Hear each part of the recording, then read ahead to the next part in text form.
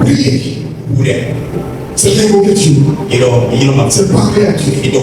Mais c'est lui demander quelque chose. Mais au-delà de cette prière, il y a une autre dimension. Il y a un autre niveau qu'on appelle chercher la face de Dieu.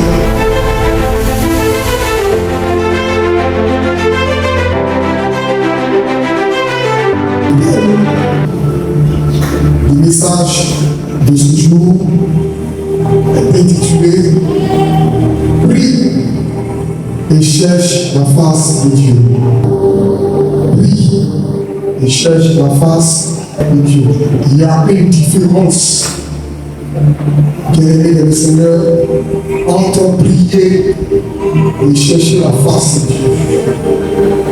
Et si tu n'arrives pas à faire la part des choses, tu n'arrives pas à comprendre ou à savoir la distinction qu'il y a entre prier et chercher la face de Dieu, tu risques de passer à côté des bénédictions, des grâces que Dieu aurait mis à ta disposition. C'est la raison pour laquelle nous allons prendre comme premier texte biblique le livre de Matthieu, le chapitre 6.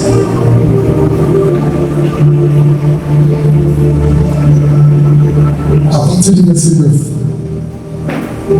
Ici, il est question de la prière sacerdotale. Alors, lisons la parole du Seigneur. Merci, Esprit de Dieu, d'utiliser ma bouche pour parler à toi. Voici donc comment vous devez prier.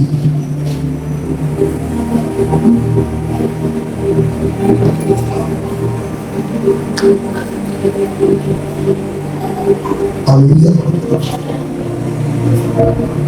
Voici donc comment vous devez prier.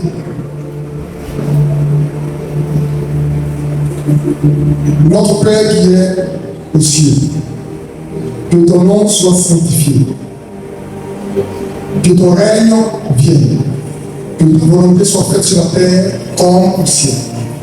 Donne-nous aujourd'hui notre pain quotidien. Pardonne-nous nos offenses, comme nous aussi nous pardonnons à ceux qui nous ont offensés. Ne nous induis pas en tentation, mais délivre-nous du mal, car c'est à toi qu'appartiennent dans tous les siècles le règne, la puissance et la gloire. Amen. Bien-aimé le Seigneur, ceci est la prière que le Seigneur nous a recommandé, pour ne pas dire la méthode ou la méthodologie que nous devons suivre dans la prière. Mais quand vous lisez concrètement Matthieu 6, vous allez comprendre que cette prière est en majorité centrée sur moi.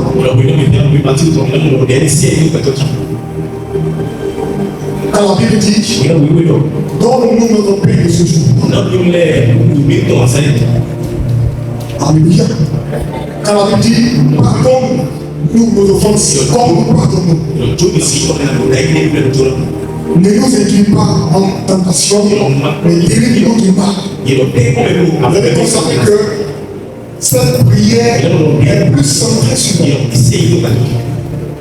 Cette prière est plus centrée sur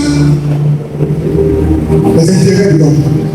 C'est pourquoi je l'ai défini en disant prier, c'est invoquer Dieu pour une cause qui tombe sur nos intérêts. Prier, c'est invoquer Dieu pour une cause qui tombe sur nos intérêts. Donne-nous notre pain de ce jour. C'est pour notre intérêt. Pardonne-nous nos offenses. C'est pour notre intérêt. Quand tu dis Seigneur, protège-moi cette nuit. Avant de dormir, il fait prière à Dieu. Et cette prière-là, c'est une prière pour que tu puisses bien dormir. Pour que tu puisses te réveiller le lendemain sain et sauf. C'est pour ton bien. Quand tu veux voyager et que tu te mets à prier, demander à Dieu de pouvoir manger. Tu pries pour tes intérêts. Avant de manger, tu rends grâce à Dieu, tu pries. C'est pour parce que la prière que tu vas faire va bénir le repas. Et si ça dirait que le repas est envoûté, cette prière va anéantir l'envoûtement qui est dans le repas. Donc c'est pour toi que tu pries. Alléluia.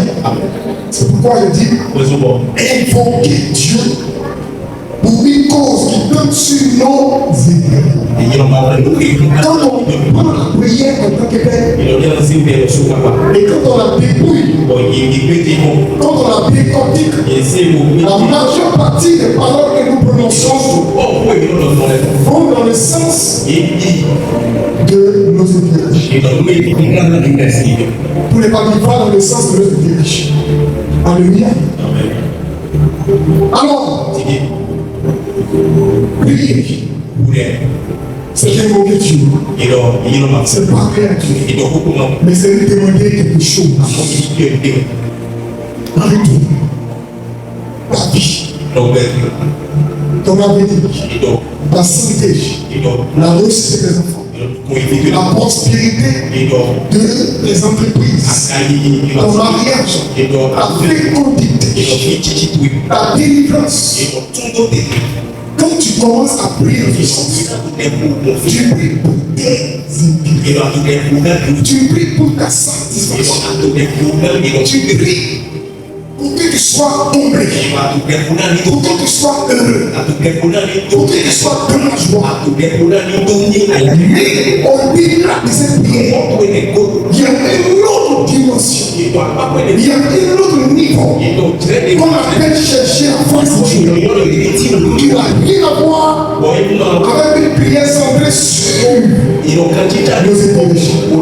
Alors si tu t'appelles à prier, et que tu restes dans le calendrier de la prière, ta dimension sera limitée.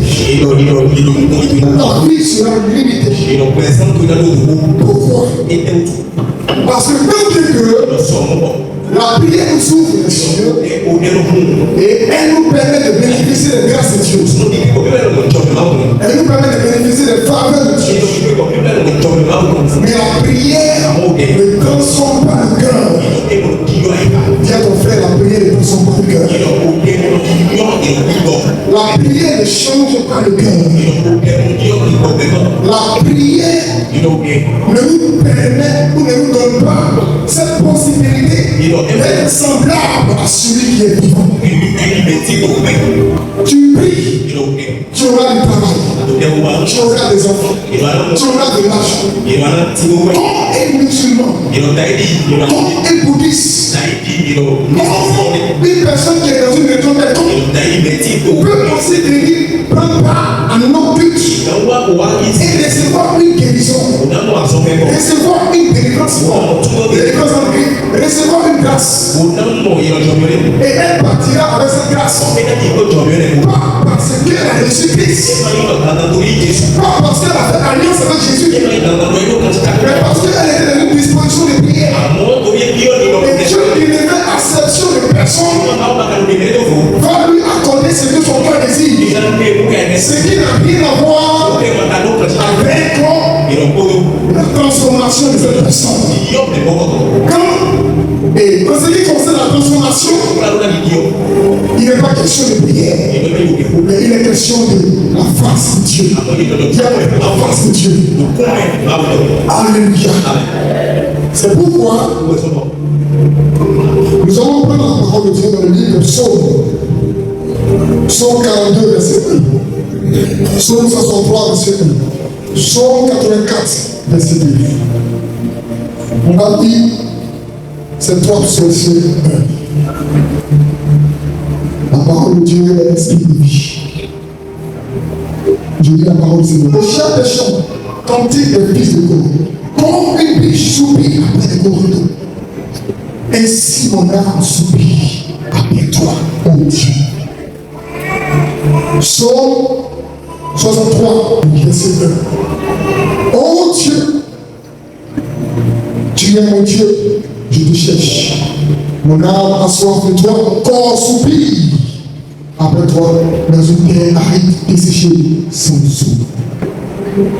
Psaume 84, verset 2. Que tes demeures sont aimables, éternel des armées. Mon âme soupire et languit après le pavis de l'éternel. Mon cœur et ma chair poursuivent vers le Dieu vivant. Alléluia. Vous allez voir que ces versets ne parlent pas de prière, mais elles font mention de la recherche de la face de Dieu. Dis à ton frère, la recherche de la face de Dieu. Alors, contrairement à la prière, chercher la face de Dieu, c'est invoquer Dieu pour une cause qui tombe sur ses intérêts. Alléluia. Chercher la face de Dieu, c'est invoquer Dieu pour une cause qui tombe sur ses intérêts. Il n'est plus question de nos intérêts, mais il est question des intérêts de Dieu. Parce que quand nous avons lu tout à l'heure les psaumes, vous allez voir que la plupart des prières ou des paroles que les psalmistes, je pourrais dire, disaient, les paroles qu'ils annonçaient dans les cieux étaient des paroles qui parlaient de la grandeur de Dieu. Et qui mon âme soupire après toi. Comme une vie soupire après les et dit j'ai soif de toi. Je veux te voir, Seigneur. Je veux t'expérimenter. Je veux te vivre. Je veux te toucher. Quand tu dis à Dieu, je veux te voir. Je veux t'expérimenter. Je veux te toucher. C'est dans l'intérêt de Dieu. C'est dans l'intérêt de Dieu. Parce que tu as peut-être des factures à payer. Tu as un besoin d'argent. Tu as un besoin, je pourrais dire, biologique. Tu as besoin de te marier. Tu as besoin des enfants. Tu as besoin de travailler. Mais tu parles de la face de Dieu. Tu dis Seigneur, je veux te connaître. Je veux t'expérimenter. Je veux te vivre. Ce n'est pas dans tes intérêts, c'est dans l'intérêt de Dieu. Contrairement à ceux qui prient, ils lisent la parole de Dieu en fonction des situations qu'ils traversent. On recherche des sortes de combats. Psaume 25, Psaume 27, les psaumes de combat. Quand on ouvre la Bible, c'est pour l'exploiter, pour notre cause. Parce que quel psaume est utilisé à telle heure, quel passage est utilisé à telle heure. Parce que j'ai besoin d'une chose. Je sais que quand utilisant ce passage à telle heure, j'aurai cette chose. Je prie par rapport à mes situations. Seigneur, regarde ma vie. Jusqu'à présent, rien n'a changé. Seigneur, agis pour moi. Agis pour ma cause. Mes ennemis se moquent de moi. Tu es en train de prier. Et la prière est le niveau le plus bas dans les graduations spirituelles. Parce que tu te limites à une chose, ce que tu veux recevoir du Père. C'est pareil à une femme qui, dans un contexte de relation ou de vie conjugale, le fait d'interpeller son homme quand elle a une besoin. Quand elle prend le téléphone pour l'appeler, chérie, j'ai besoin d'un chasseur. Chérie, je dois me dresser. Chérie, j'ai besoin d'argent pour ma pommade. Chérie, je dois manger, j'ai faim. Chérie, ok. Quand tu es avec une femme et que la femme ne t'appelle que quand elle a besoin et qu'elle ne cherche pas à savoir si toi non tu as besoin, le besoin qu'elle peut tomber et qu'elle te met à peine uniquement parce qu'elle a besoin de quelque chose. Cela sous-entend que cette femme ne t'aime pas. Mais elle est avec toi à cause de ses besoins ou de ce que tu vas combler dans sa vie.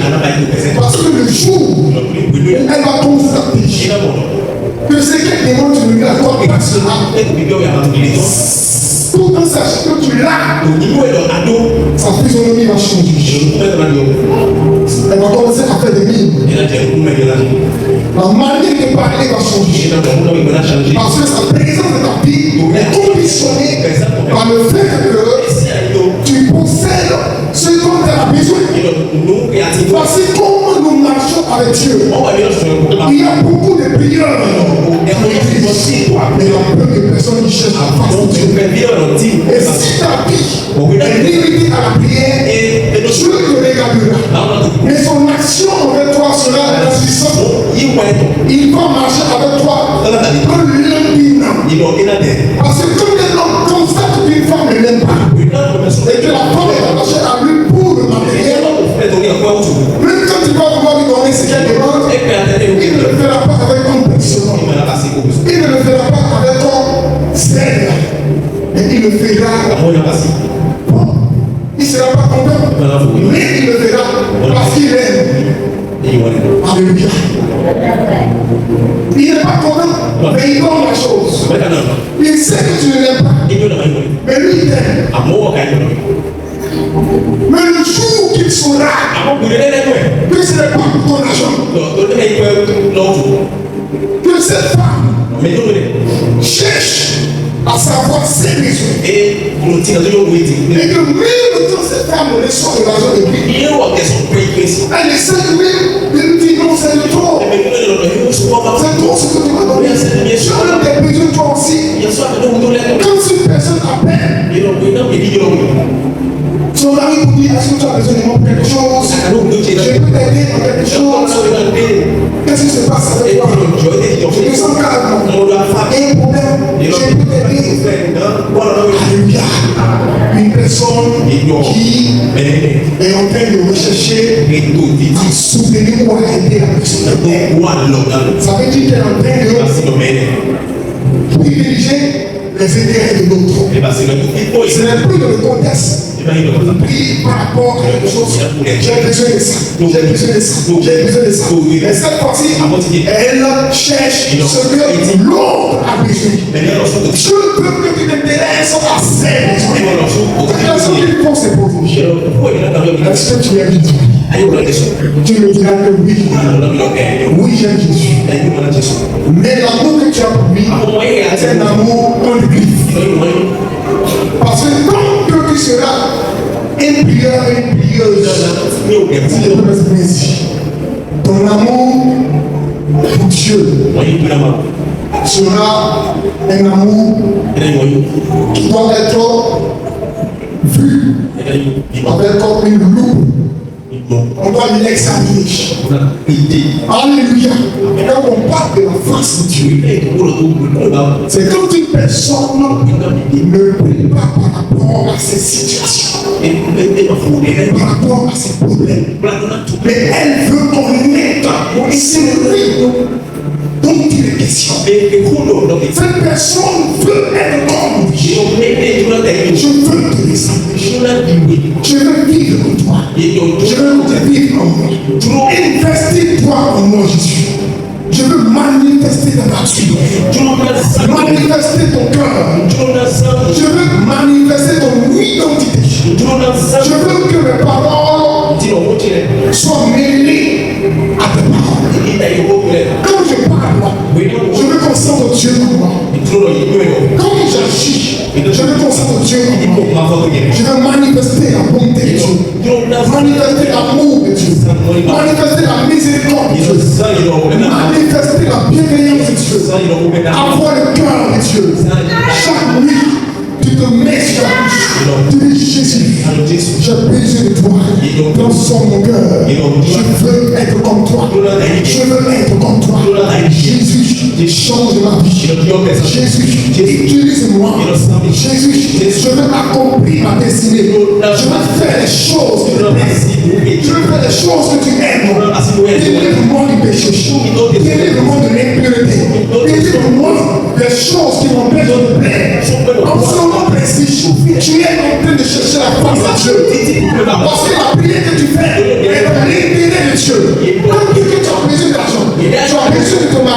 tu as besoin de quelque chose. Mais ce que tu demandes n'a rien à voir avec le péché personnel. Mais tu parles dans le sens de Dieu. Parce que le jour où Christ te révélera ta personne, tout ce dont tu as besoin te sera accordé. La force de Dieu, alléluia, quand tu trouves Jésus, quand tu arrives, tu trouves Jésus. Quand il se révèle à toi et qu'il te transforme, tout ce que tu as demandé, ou tout ce qui est ton cœur en besoin, que tu n'as pas pu le dire, il vient non seulement avec la transformation de ta vie, mais avec les bénédictions qui s'en suivent.